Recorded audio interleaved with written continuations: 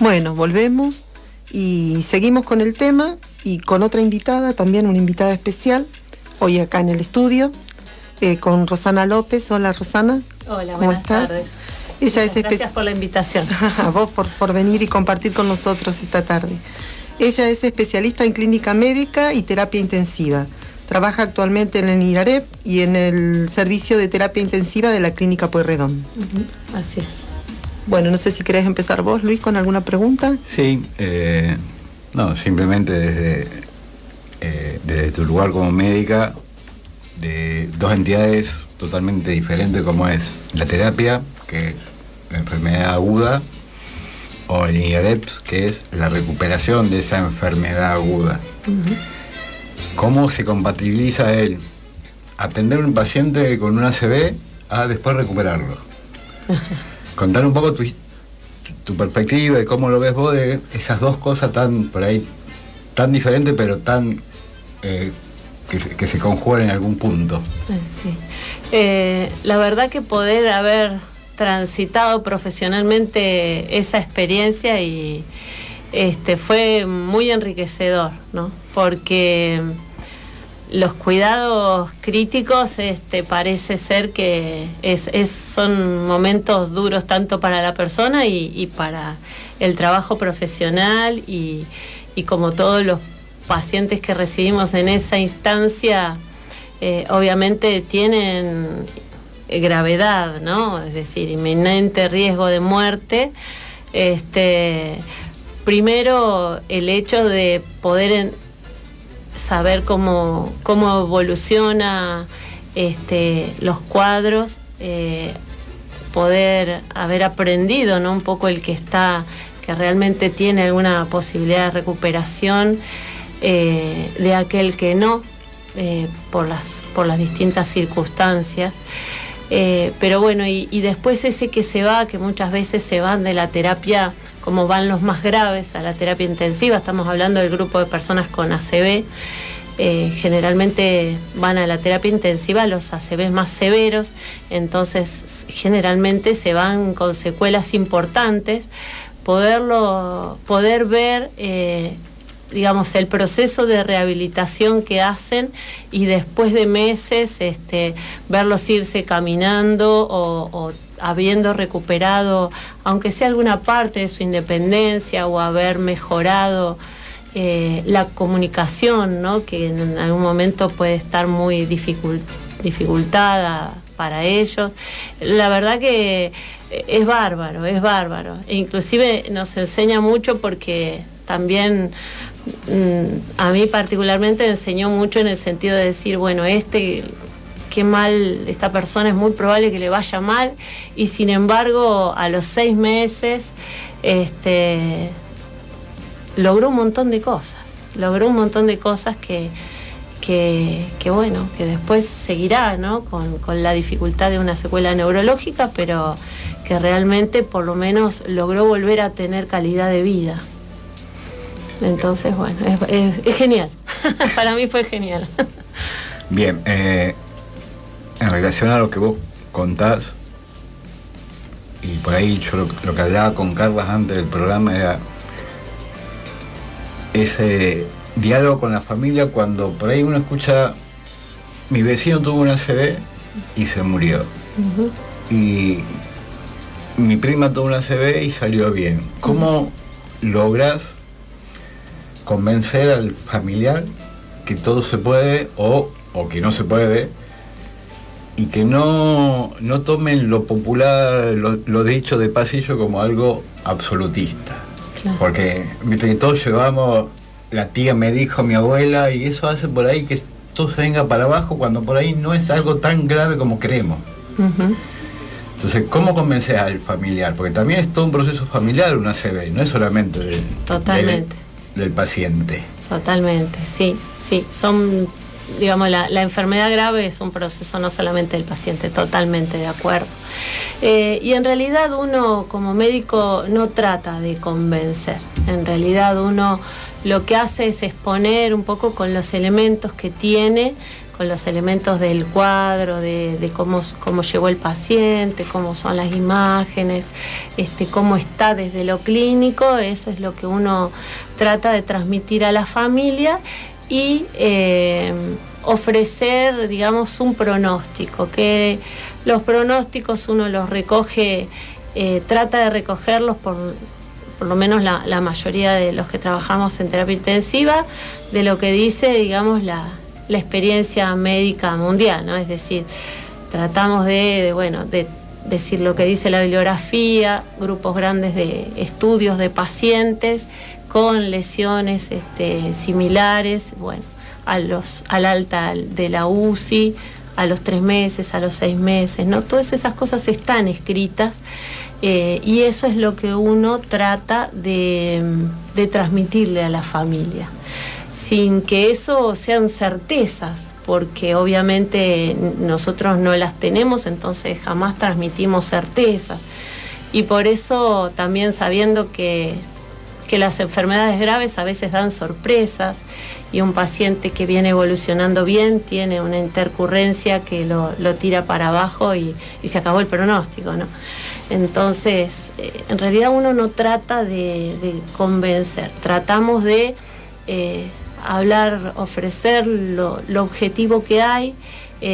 A veces la familia pide una opinión personal a nosotros, y uno lo que ofrece es la experiencia que uno tiene y habla en otro plano, ¿no? Y después generalmente la gente trae cosas, pero bueno, eso le ayuda en general, ayuda a pasar por ese difícil momento, así que uno lo respeta que puedan entender de a poquito la situación, respeta que puedan creer en un milagro, respeta que puedan tener por ahí una actitud negativa y ya estar a veces velando a una persona que uno ve que probablemente se recupere. Es decir, uno se encuentra con una variedad de situaciones, pero nosotros por lo menos tratamos de escuchar y respetar. Después es un proceso. Cada cuerpo es único y irrepetible, y cuando se produce un accidente de este tipo, cómo reacciona a los estímulos externos es muy importante. Por eso las personas, ¿no?, que estén cerca en esos primeros momentos de rehabilitación, es súper importante que tenga por lo menos un conocimiento de lo que puede motivar a esa persona a salir de ese lugar, ¿no? Sí, de hecho en INAREPS el enfoque, digamos, es difícil que se interne un paciente que no tiene contexto familiar, porque justamente la familia forma parte del proceso de rehabilitación. Y esto que vos planteas así como estímulos tiene que ver con el acompañamiento, tiene que aprender a manejarlo, ¿no? Ayudarle a comer o a acomodarlo en una cama, o ayudarlo a pasar a una silla de ruedas.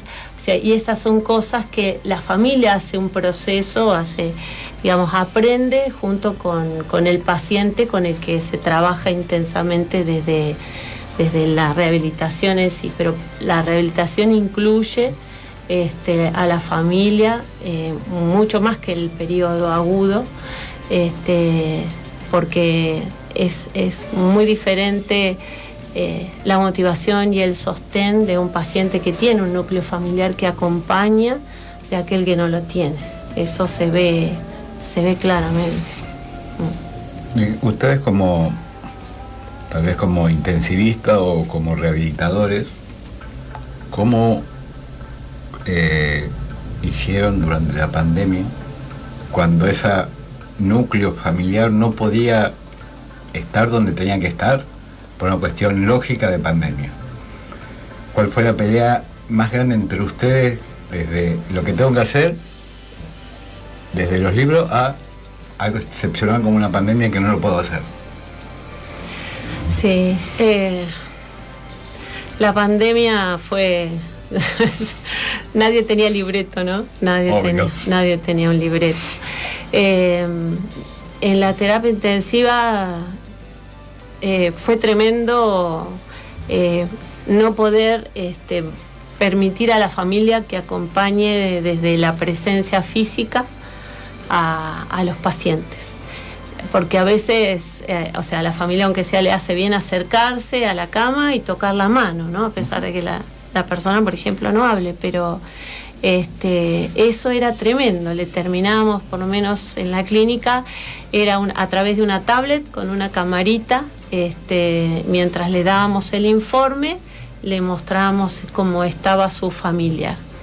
Y la verdad que era durísimo, porque lo que la familia quiere es estar con su ser querido.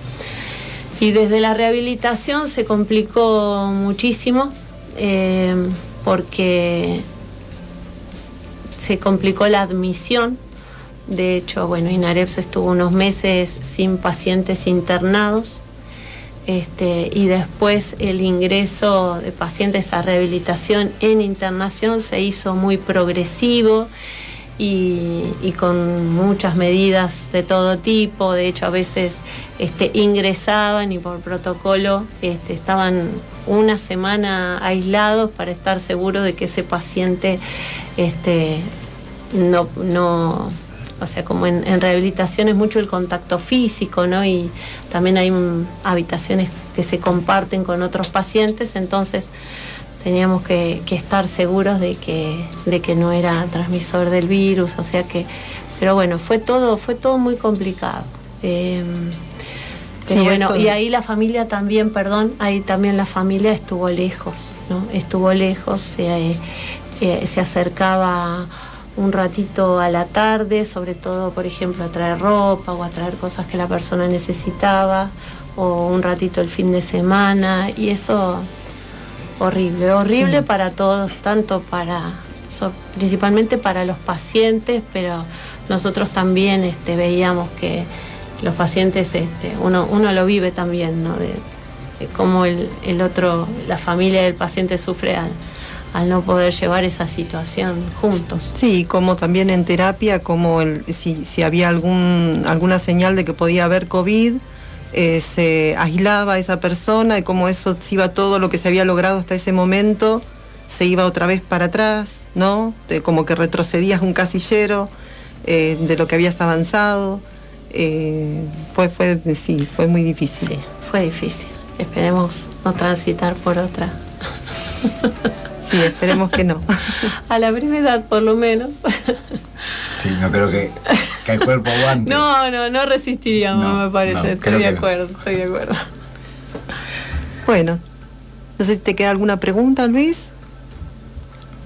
Pregunta no, por ahí sí que abrirte el micrófono para que cuentes lo que quieras contar, o que exprese lo que quieras expresar relativamente con esta enfermedad o esta patología. Perfecto. Para lo que quieras, micrófono abierto. La verdad que no puedo desaprovechar la ocasión para decir que en general uno mira la enfermedad ACV con ojos, ¿no? De negros, ¿no? Uno dice una ACV, pero lo que por ahí hay gente que no sabe que el tratamiento del ACV, sobre todo el ACV isquémico, el que produce infarto cerebral, ha evolucionado en el tratamiento. Y ya hace varios años que hay medicación que puesta en tiempo y forma puede abrir una arteria que se quedó sin flujo. Y eso cambia un montón el resultado del paciente. También hay procedimientos que hay un procedimiento invasivo que ha permitido extender un poco lo que llamamos ventana terapéutica. Así que lo que me gustaría transmitirle a la gente es que todos tenemos que, así como activamos cuando hay un paro cardíaco en la calle, ¿no? Hoy en día se sabe más que alguien tiene que constatar, ¿no? Si la persona se para, le pide a alguien que llame a la ambulancia, comienzan las maniobras de RCP. Lo mismo está planteado para el ACV, ¿no?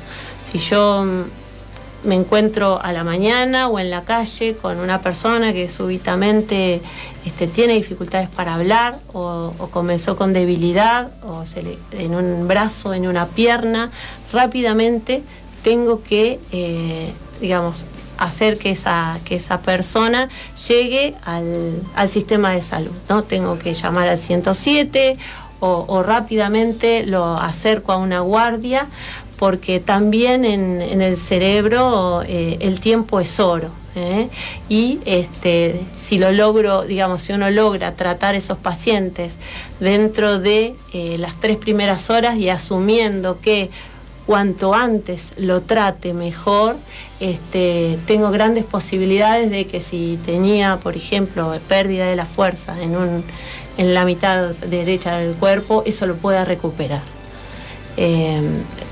Es decir, todavía es un grupo, no son todos los ACV, pero sí es un grupo frecuente de pacientes, y eso lo tenemos que saber.